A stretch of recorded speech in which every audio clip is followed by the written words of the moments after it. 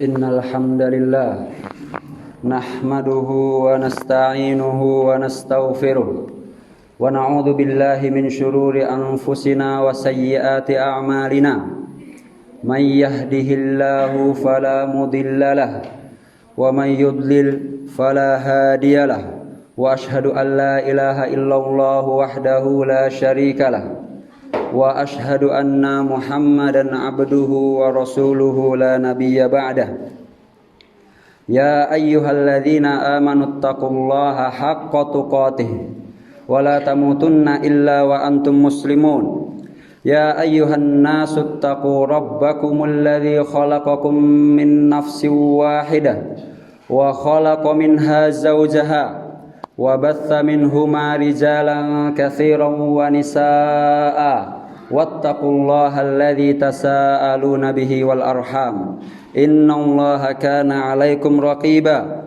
Ya ayyuhalladzina amanu taqullaha wa qulu qawlan sadida yuslih lakum a'malakum wa yaghfir lakum dhunubakum wa may yuti'illaha wa rasulahu faqad faza fawzan 'azima. Ibadallah, ittaqullaha haqqat taqwa.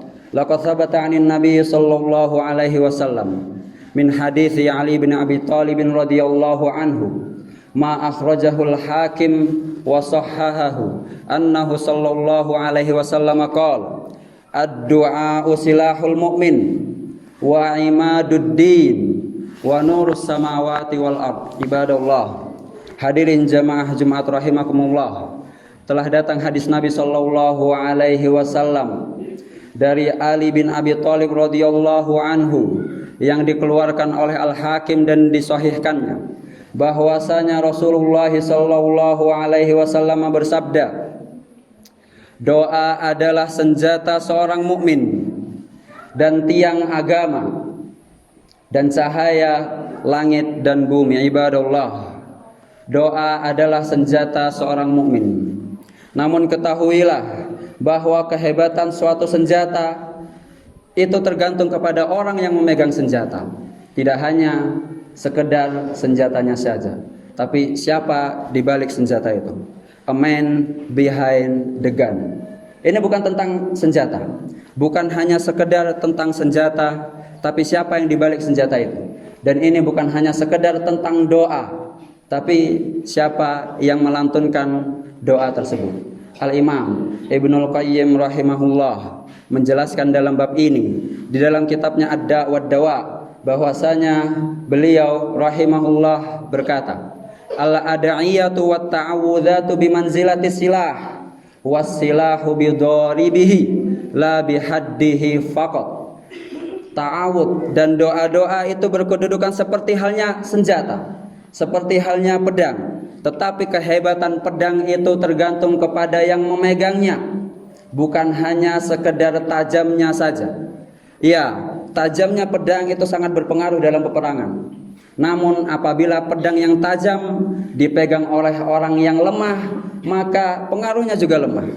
Dan apabila pedang yang tajam dipegang oleh orang yang tidak pandai berperang, maka tidak ada pengaruhnya sama sekali.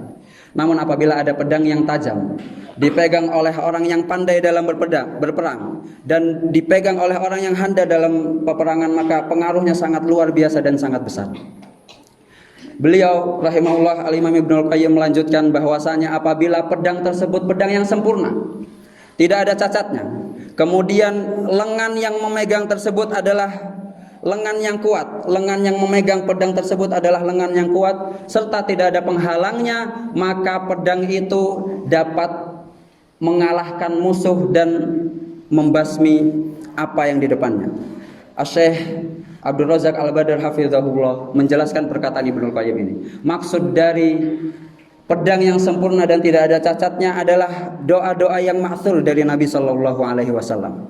Dan maksud dari lengan yang kuat adalah hati yang kuat dan yakin kepada Allah ketika berdoa. Dan maksud dari tidak ada penghalang dari pedang tersebut, maksudnya adalah tidak adanya penghalang yang dapat mengabulkan doa seperti dosa-dosa dan maksiat dan sebagainya. Karena doa adalah obat yang sangat manjur. Dia adalah obat yang sangat manjur untuk menghilangkan sesuatu yang tidak diinginkan, dan ia adalah hal yang sangat manjur untuk mendapatkan sesuatu yang diinginkan. Namun terkadang doa tidak memiliki efek apapun.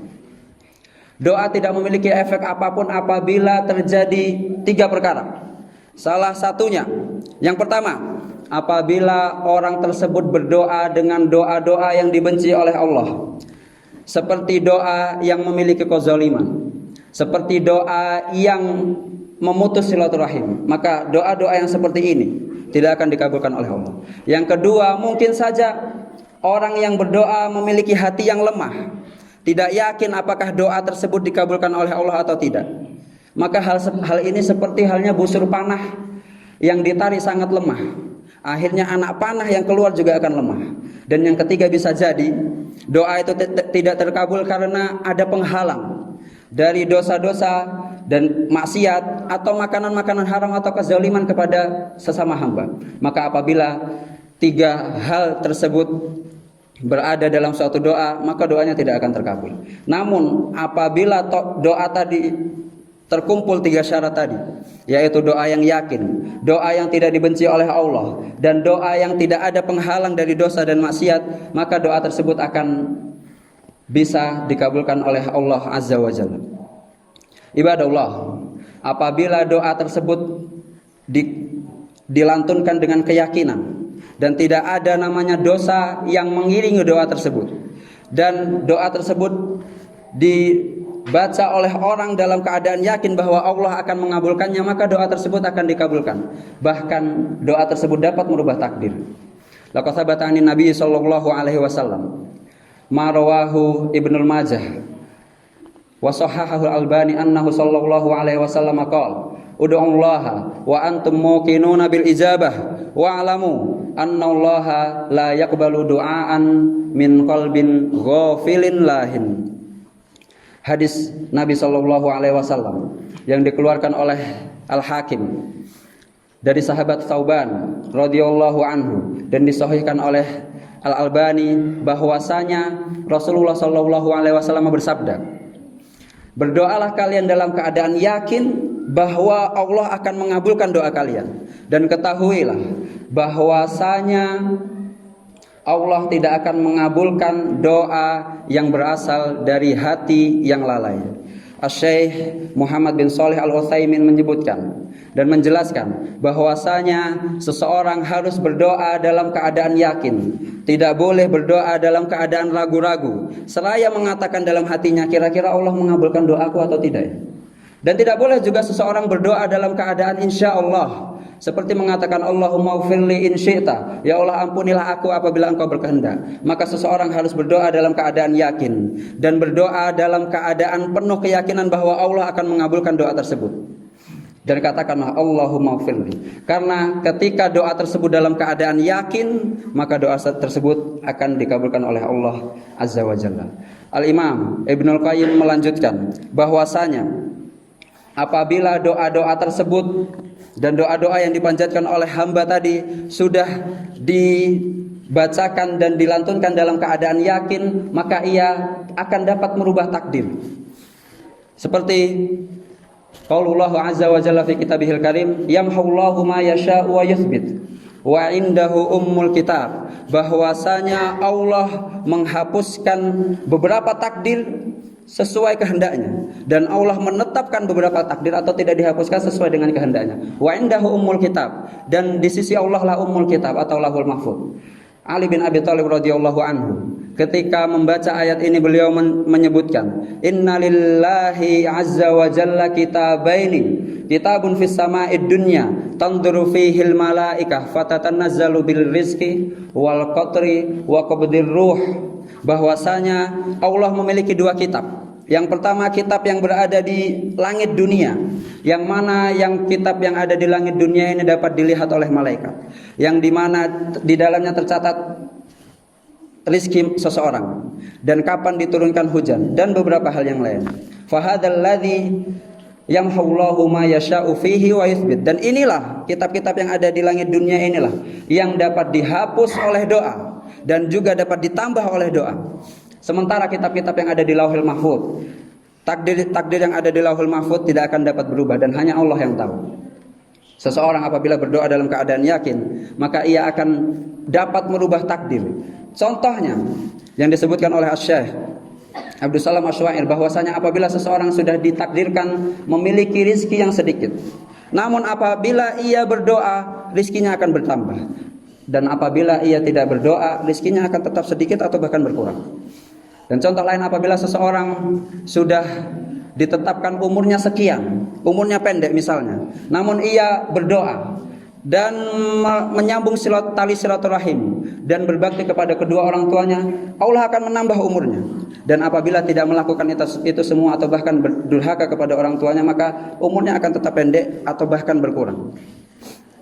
Laqad thabata 'anin Nabi sallallahu alaihi wasallam ma rawahu Ibnu Majah annahu sallallahu alaihi wasallam qala la yazidu fil umri illal bir wa la yaruddul qadara illa du'a.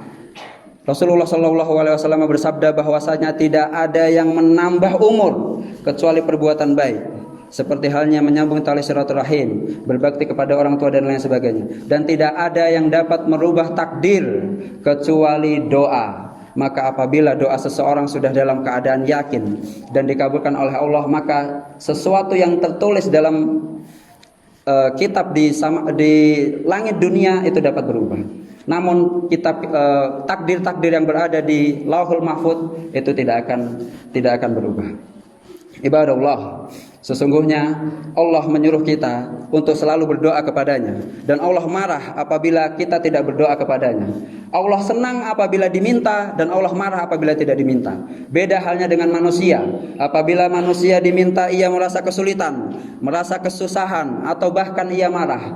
Tapi ketika Allah diminta, ia makin senang dan makin cinta kepada hambanya. Ad-du'a'u huwal ibadah. Doa adalah ibadah. Maka ketika kita berdoa, terkabul ataupun tidak terkabul doa tersebut, itu Allah sangat senang. Terkabul atau tidak terkabul doa tersebut di dunia, itu mungkin bisa jadi terkabul di akhirat. Bahwasanya Allah ketika tidak mengabulkan doanya di dunia, bisa saja pertama Allah memberikan ganti yang lebih baik daripada apa yang ia doakan, atau Allah menghilangkan keburukan dari apa yang akan datang kepadanya, atau kalau tidak itu semua, Allah akan menggantinya di akhirat.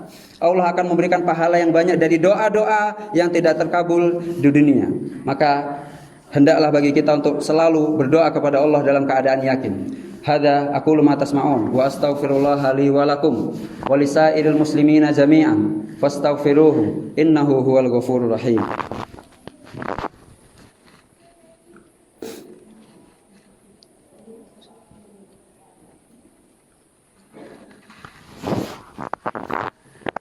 Alhamdulillahi wahdah, wassalatu wassalamu ala man la nabiyya ba'dah, nabiyyina Muhammadin wa ala alihi wa sahbihi wa man sara ala nahjihi wa iktafa atharah wa sanna bi sunnatihi wa ihtada bihudahu ila yaumiddin.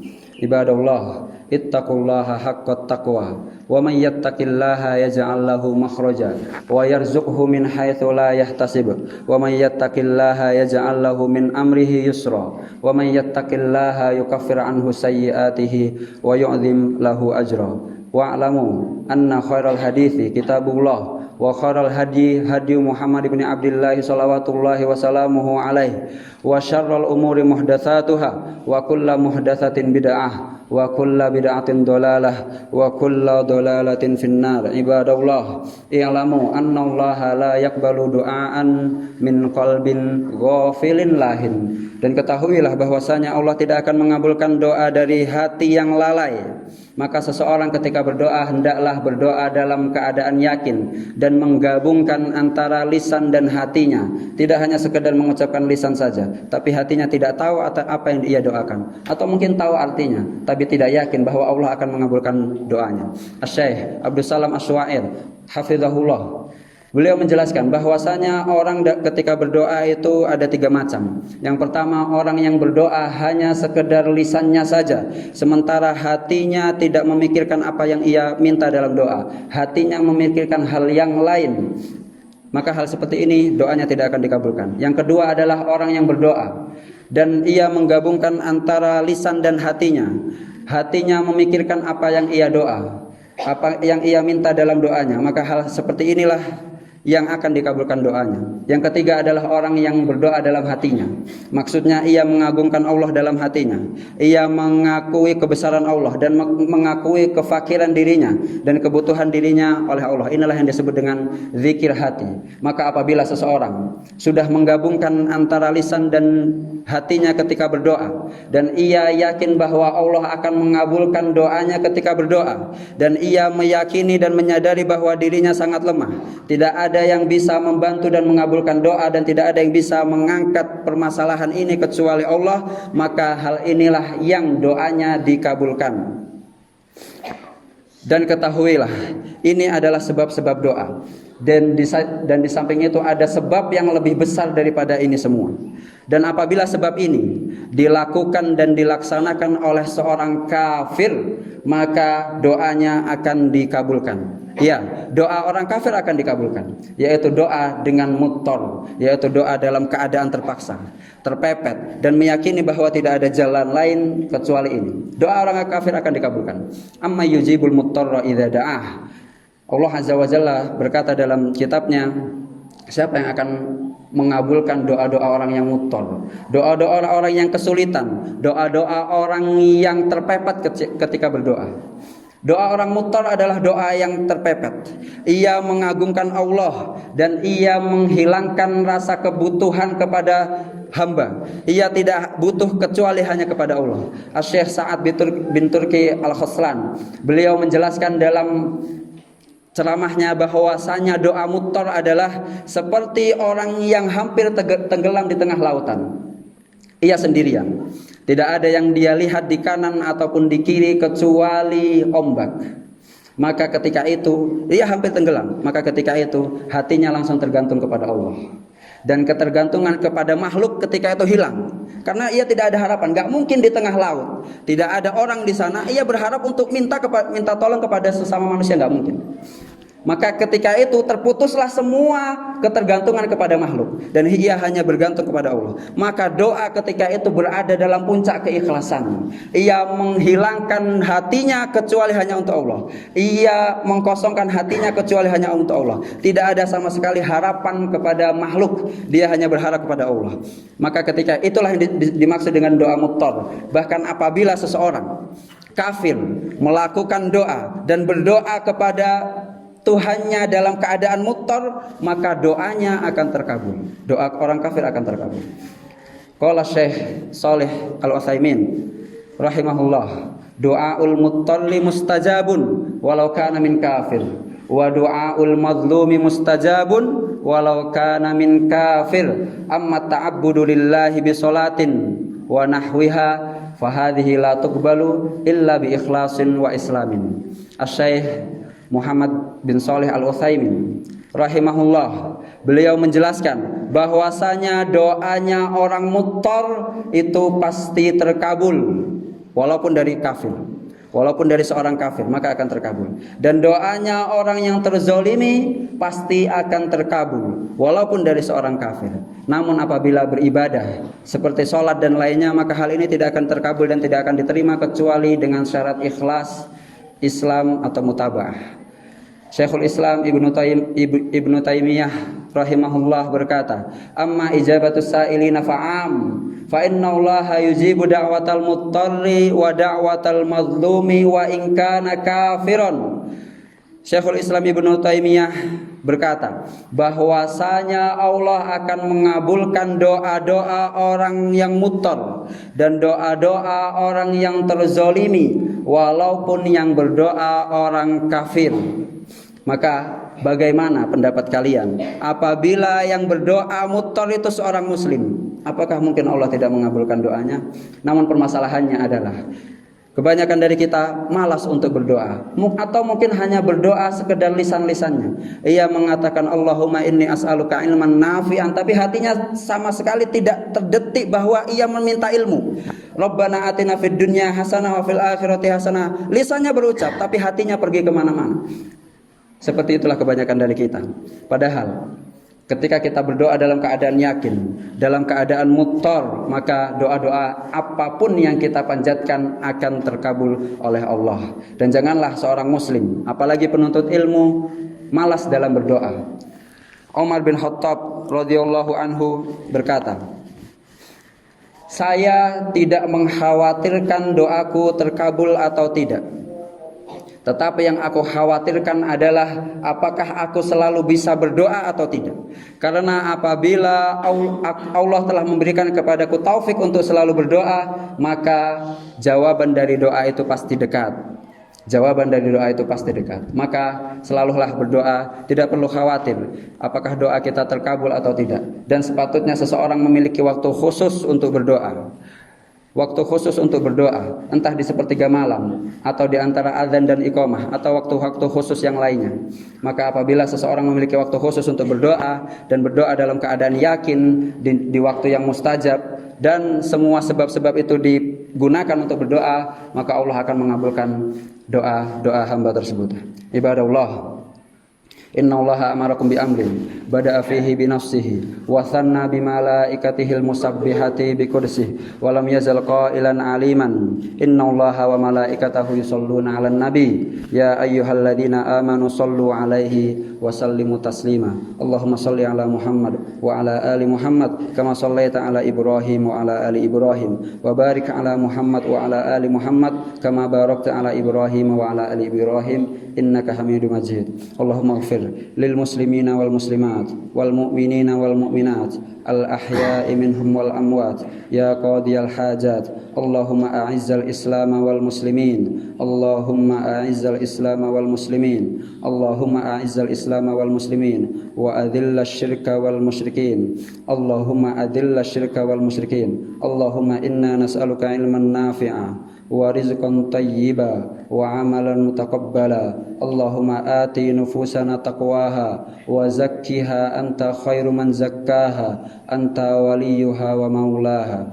Ibadallah, aqulu ma tasma'un wa astaghfirullaha li wa lakum wa lisairil muslimina jami'a fastaghfiruhu innahu huwal ghafurur rahim. Wa aqimus shalah.